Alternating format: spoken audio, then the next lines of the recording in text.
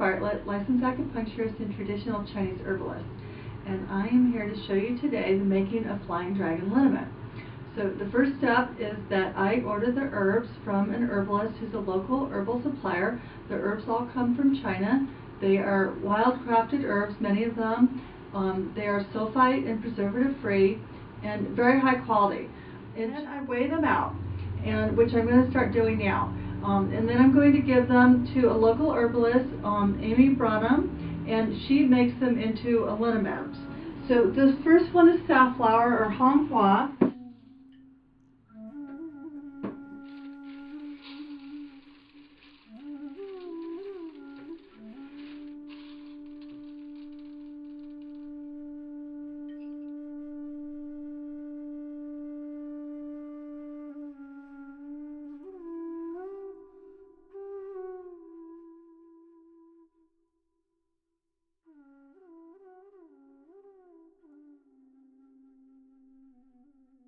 Hi. So now we've finished weighing the herbs, and this is Amy Branham, and Amy is from Savoir Herbals, and she has been making the Flying Dragon Liniment for me for about 6 years now. So the first step is grinding the herbs. So we're going to start with some of these here. This one is the safflower, which helps to move blood. So when you have pain, we feel that the qi in the blood is not moving, so you need to have a blood mover. And this beautiful, nice, bright red safflower helps to move the blood. We're also going to do some cinnamon bark. This is the cinnamon that you cook with. This is the bark of the cinnamon. And it's very warming. So cold causes things to tighten up. So if we warm up, that helps get the qi in the blood moving. And then we have some angelica here, Bajur. And this is helpful for pain that is worse with cold, damp weather. So Amy's going to start grinding the herbs, which is our first step in the process of making this handmade oils that we do. It's going to be loud.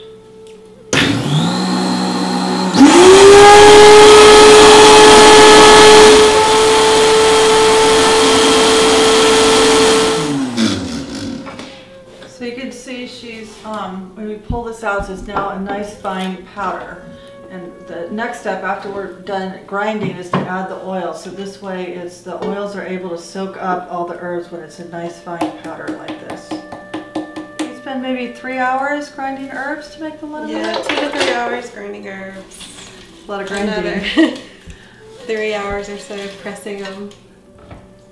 This is a little dusty.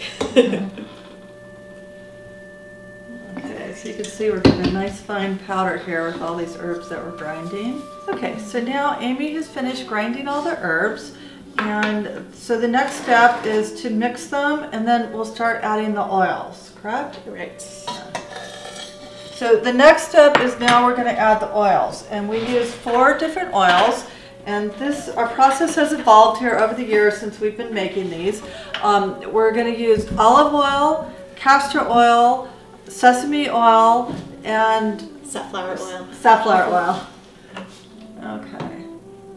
Now we have all our herbs and the oils put together in the pot. The next step is Amy's going to put it in the oven, and we're going to heat it for how many hours? A few hours you let it sit in the oven, Amy? I heat it for about at least 5 hours. Sit in there for 150 degrees for about 5 hours, and then she's going to take it out, and she'll let it sit for a few days after you take it out? Yeah, and then I let it sit for 2 more days. Okay. At least 2 more days, and then strain it. And then strain it and pour it. Okay. Now Amy is going to strain it and get all the herbs out of the oil. This is step 3.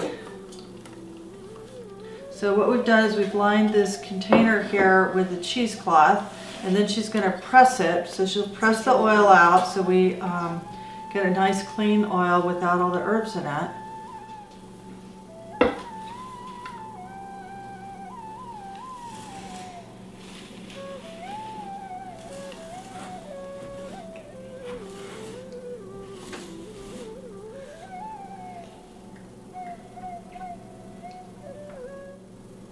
Yeah, usually after I strain it this way, then some of the powders will still get through the cheesecloth. So let it sit. Okay. And all of the stuff sinks down to the bottom. Okay. All of the powder sinks down to the bottom. Okay. And it becomes more clear up here. So sometimes you'll find with your bottles of Flying Dragon Liniment that at the very bottom of it there's a little silt. So that's just the herbs. It's fine. You can use it or not use it, but that's why you might see a little bit sitting at the bottom there. Yeah, it doesn't hurt the quality of the oil at all. No. So.